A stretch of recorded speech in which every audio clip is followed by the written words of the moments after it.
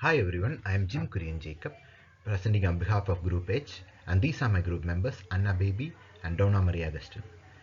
The topic we have selected for our research is effect of temperature on soil peak strength. These are the agenda for our presentation. Modern structures are built using engineering skills, and the technology used for these have moved forward in such a way that even the basic anomalies in soil structure can be determined using machinery and experimental procedures that can detect the slightest of variation as well as compute the present statistical data of soil. These procedures can help in mapping parameters like final strength, peak shear strength, and residual strength of soil data according to different soil layers. When the soil is subjected to temperature changes due to activities like oil recovery, drilling for petroleum products, and burying cables of high voltage in soil, the strength parameters of soil differs.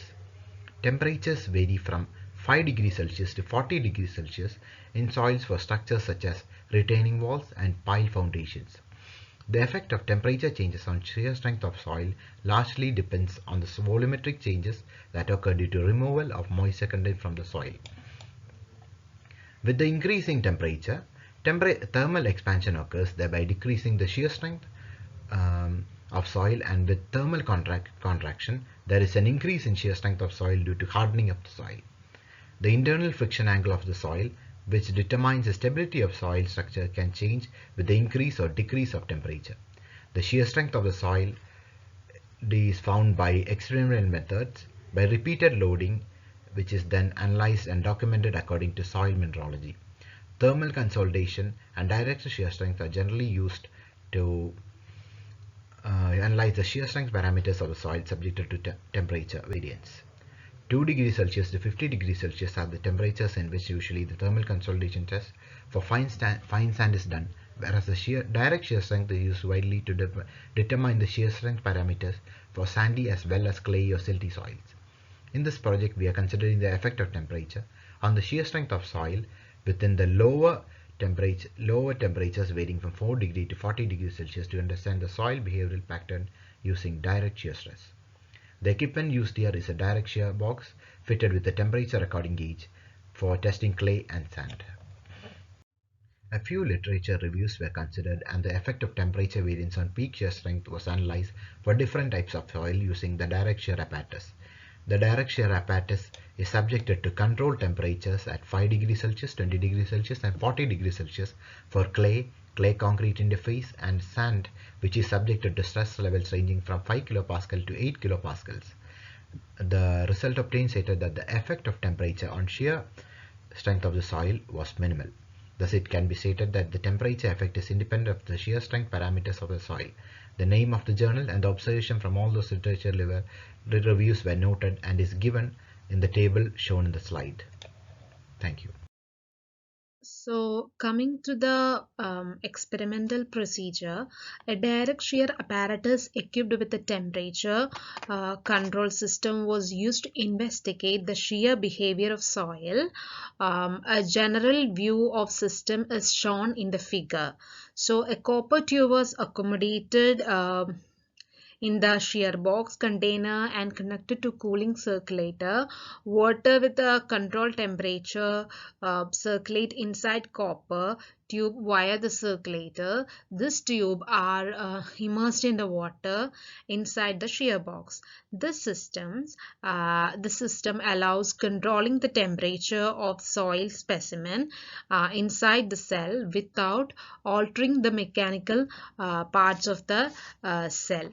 In this present work, tests were performed on clay and sand. The literature review shows that the effect of temperature can be expected on the strength parameters of clay, while the behavior of sand is independent of temperature in the range from 40 to 80 degrees Celsius. And testing the sand at various temperature in the study is helpful to evaluate the performance of testing device and repeatability. of the experimental procedure. So the physical properties of sand and clay are taken in this experiment, and all the tests on the sand have been duplicated. The tests show a good repeatability in terms of shear stress versus the horizontal displacement that allows obtaining reliable results in terms of shear strength. So next is the results part, or the discussion part. In this, the loading path of 5 degree, 20 degree and 40 degree is shown in this figure. But for each test after the installation of the system, a normal stress of 100 kilopascal was applied to the sample. This value is equal to the pre-consolidation pressure of the clay sample. Thus, applying such normal stress does not significantly modify the soil porosity. In our work, we would be working with 40 degree, 60 degree and 80 degree. Note that this loading was applied by the steps of 20 kilopascal, and load has increased when the load has increased once a vertical displacement is stabilized, and we would be working. This corresponds to the shallow geostructures like shallow foundations and all. So actually most of the work on the thermal mechanical behavior of soils have been performed at a higher stress range, which mainly corresponds to the deep structures. So the soil temperature was then increased from the initial value 40 degree to 80 degree by the increments of 5 degrees. Each increment was kept for 15 minutes, and the results must be found that the vertical displacement will be stabilized once the temperature reached at the 80 degrees Celsius. It will be kept constant for 20 for 2 hours in order to permit the dissipation of the excess pore water pressure induced by heating. Coming to the discussion, here we are mainly evaluating the effect of temperature on the shear strength parameters like friction angle and cohesion. It is evident that the effect of temperature on the friction angle is quite small and the trend is not clear. For sand, the friction angle reduces from 5 degree to 20 degrees Celsius, while in the range of 20 degree and 40 degrees Celsius it does not change. While the effect of temperature on the friction angle of clay and the ultimate friction angle of clay or concrete interface is similar and it slightly increases from 5 to 20 degrees Celsius and thereby decreases from 20 degree to 40 degrees Celsius. The friction angle of clay is higher than the peak strength friction angle of clay or concrete interface except at 40 degrees Celsius. The cohesion measured on clay and clay or concrete interface is quite few kilopascal with a small variation of 5 and 40 degrees Celsius. The relationship between the shear strength and normal strength can be well correlated with a linear function which allows to determine the friction angle and the cohesion.